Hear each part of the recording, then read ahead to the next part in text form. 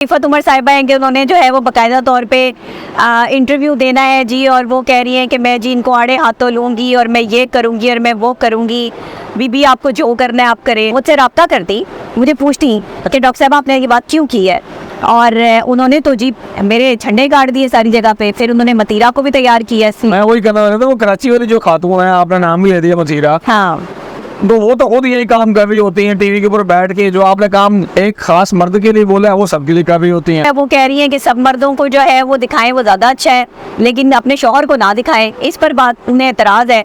तो फिर अगर उन्हें एतराज़ है तो मैं उनके एतराज़ का कुछ कर नहीं सकती हूँ। मैंने तो औरत की बात नहीं की, मैंने तो बीवी की बात की है। आप मेरे बात को, मेरे जुमले को सही तरीके से जो है वो समझें। दोनों ख़वातीन अब डट रही हैं। अब वो मुख्तलिफ़ किस्म की बातें, क्या सराइयाँ जो है वो फैला रही हैं मेरे बारे में, मुख्तलिफ़ किस्म की जो है वो बातें कर रही हैं। तो देखिए, इस तरह की चीज़ें प्रोपेगेंडे करने से जो है वो आपकी अपनी शोहरत जो है वो डिफेम हो रही है। आप मेरा कुछ भी नहीं जा। मैंने क्यों औरत को तवाइफ कहना है, मैंने क्यों कहना है कि औरतें तवाइफे बन जाए? मुझे कहने की क्या ज़रूरत है? टिकटॉक खोल के देखे, हर बंदा जो है वो तवाइफ बन के बैठा हुआ है। नाउज़ुबिल्लाह अस्तगफिरुल्लाह। आपके तो मर्द भी यहाँ पर जो है वो फैशन शो की आड़ में तवाइफे बनकर जो है वो नाच रहे हैं। इसके मुखालिफ ना हो वो मोमिन ही नहीं है, वो तो मुसलमान कहलाने का हक ही नहीं रखता। जिसके मुखालिफिन ना हो वो तो फिर मुनाफिक हुआ।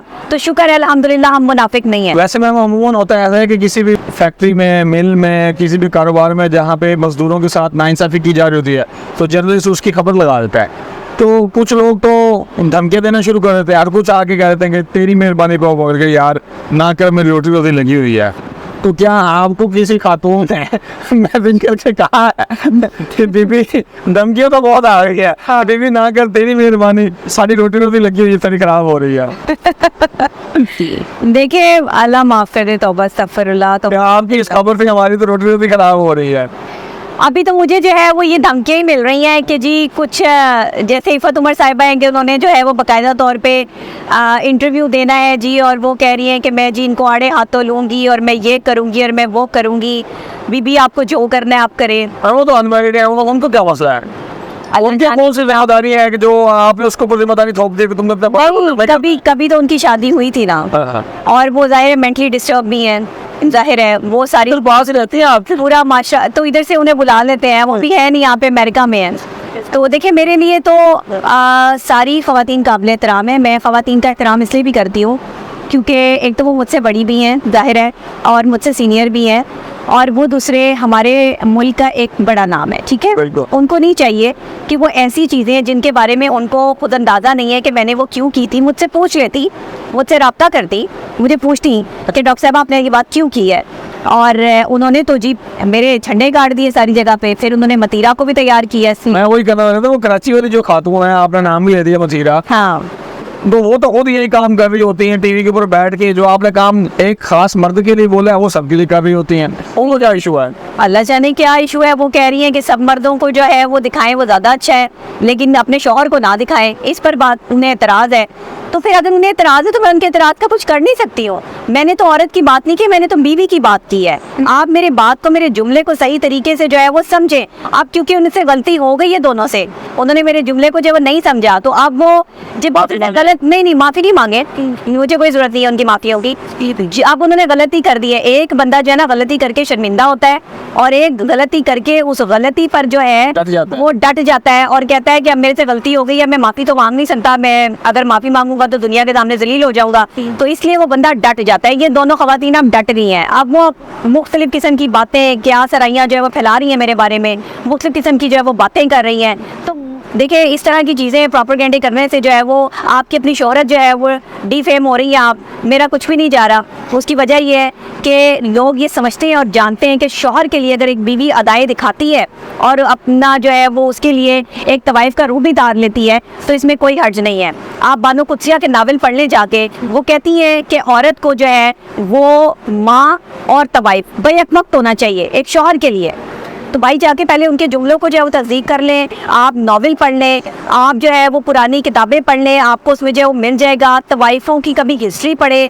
नवाब उनके पास अपने बच्चों को जो है वो अदब सीखने के लिए भेजा करते थे। सब तवाइफ़ें तो गलत काम नहीं करती थी। हम तवाइफ़ें तो बेसिकली एक जिस तरह आपने अभी हिस्टोरिकल पर्सपेक्टिव दिया कि बड़ी खास किस्म की उर्दू बोलना, जी, बिल्कुल। खास तरीके से उठना बैठना, जी। खास तरीके से खाना पीना, टेबल मैनर एटिकेट्स जिसको हम बोलते हैं, जी, बिल्कुल। ठीक है, तो वो तो उनका सारा कल्चर इस तरह से। आज के दौर में कहाँ तवाइफें होती है? मुझे ये बताइए, इस चीज़ को लेकर जो है वो आपने इतना प्रोपेगेंडा शुरू कर दिया है कि आज को तवाइफ कह दिया, औरत को तवाइफ। मैंने क्यों औरत को तवाइफ कहना है? मैंने क्यों कहना है कि औरतें तवाइफें बन जाए? मुझे कहने की क्या जरूरत है? टिकटॉक खोल के देखे, हर बंदा जो है वो तवाइफ बन के बैठा हुआ है। नाउजुबिल्लाह अस्तगफिरुल्लाह। आपके तो मर्द भी यहाँ पर जो है वो फैशन शो की आड़ में तवाइफें बनकर जो है वो नाच रहे हैं। आप औरतों वाले कपड़े जो है वो मर्दों को पहना- आप तो वाइफ ना बोल रहे हैं, नहीं, जो बने हो ना वो स्पेसिफिक लफ्ज बोले। स्पेसिफिक लोग है ना, वो चंद लोग हैं। तो आप देखिए, आप मर्दों को कपड़े जो है वो औरतों वाले पहनाना शुरू कर दिए हैं। हमारे जो है वो लोग रैप वॉक करते हैं, रैप वॉक कर रहे हैं। हाँ, जो है इस तरह की जो मॉडलिंग की दुनिया से एसोसिएट है। अभी एक जो है वो मॉडलिंग का इवेंट हुआ है कोई, जिसमें जो पहला इनाम जीता है वो एक ऐसी जो है वो ड्रेस पे जीता है जो मर्द ने पहना हुआ है। अब हमारे मर्द तो ऐसे कपड़े नहीं पहनते ना, हमारे माशरे में तो खवातीन वाले कपड़े पहन के मर्द बाहर नहीं निकलते। तो ये किस चीज़ को प्रिटेंड किया जा रहा है? एक मखसूस तबका अगर उठकर जो है वो कुछ क्रिटिसिज्म जो है वो फैलाता है, तो लोग उनको भी जानते हैं कि उनकी क्रेडिबिलिटी क्या है, उनका करेक्टर क्या है। असल बात किरदार की होती है। आपका किरदार जितना साफ और शफाफ होता है, आपके चेहरे पे वो अया हो जाता है, सीधी बात है। तो आप अपने किरदार का साफ रखें। बाकी सारी बातें जो है ना, जिस कहते हैं कि जिसके मुखालिफ ना हो वो मोमिन ही नहीं है, वो तो मुसलमान कहलाने का हक ही नहीं रखता। जिसके मुखालिफीन ना हो वो तो फिर मुनाफिक हुआ। तो शुक्र है अल्हम्दुलिल्लाह हम मुनाफिक नहीं है। मैम एट द लास्ट क्या आप मैसेज देना चाहेंगे? वैसे तो 2004-05 में मुशर्रफ साहब के दौर में जेल रोड पे कॉलेज के अंदर एक रकासा को एज ए चीफ गेस्ट भेजा गया जी। और हमारे बच्चों को ये मैसेज दिया गया कि आप जितना अच्छा नाचेंगी, जितना सा आप स्टेज डांसर बनेंगी, उतना ज़्यादा आपको प्रोटोकॉल मिलेगा गवर्नर के बराबर। अब ये तो आज से कोई 22-24 साल पहले ये काम किया गया, तो इसलिए टिकटॉक, इंस्टा और फेसबुक पे लड़कियां जो है ना वो नाच गाना कर रहे हैं। लेकिन आज की आम जनरेशन को क्या मैसेज देना चाहेंगी कि किस तरह से अपने आप को एक बंदे का पुत्र बना के रखें? देखिए, मैं इनको क्या कह सकती हूँ, उन्होंने बात तो आना नहीं है। मेरे कहने से उन्होंने कौन सा समझ जाना है कि हमें जो है वो ये नहीं करना चाहिए। व्यूज़ के चक्कर में अपनी इक़दार, अपने लिहाज, अपना अदब, अपना ख़ानदान, अपनी इज़्ज़त दांव पे मत लगाएं। व्यूज़ तो मिल जाएंगे, लेकिन वो किरदार, वो इज़्ज़त जो आपके वालिदैन ने बनाई है, वो आपकी चंद मिनटों सेकंडों में उस वक्त खाक में मिल जाएगी जिस वक्त आपका कोई रिश्तेदार, आपका कोई जानने वाला, आपका कोई दोस्त अहबाब या आपका भाई या आपका वालिद या आपका शौहर जो है वो वीडियो किसी और के मोबाइल में जो है वो देख लेगा। और आपकी ये हरकत व सकनात जो है वो जब उसके सामने आएंगी तो आपका शर्म सर से झुक जाएगा। उस वक्त भी तो आप इन सब चीज़ों को बंद करेंगे।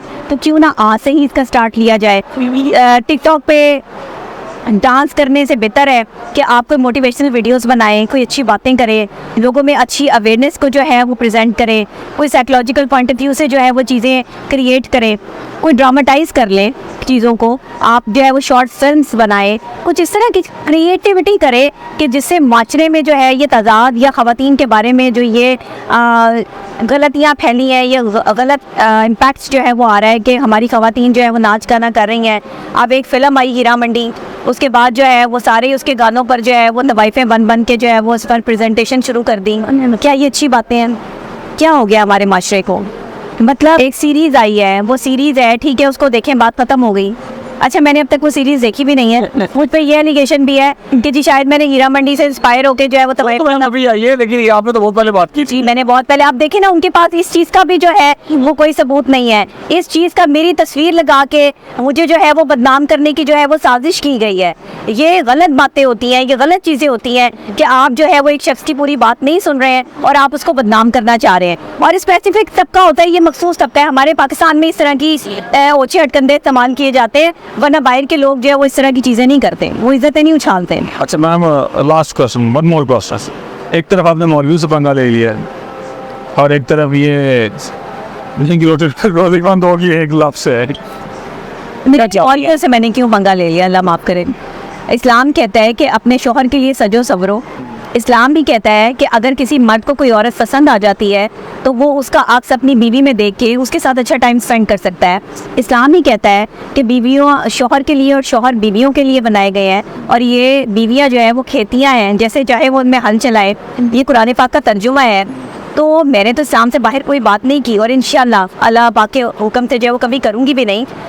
लिखा हुआ था कि जी कोई भी उठ के जो है मौलाना बन जाता है, कोई भी उठ के जो है वो मौलाना वाली बात कर देता है। अल्हम्दुलिल्लाह मैंने कुरान पाक को 7 दफ़ा तर्जुमे से पढ़ा है बचपन से ही।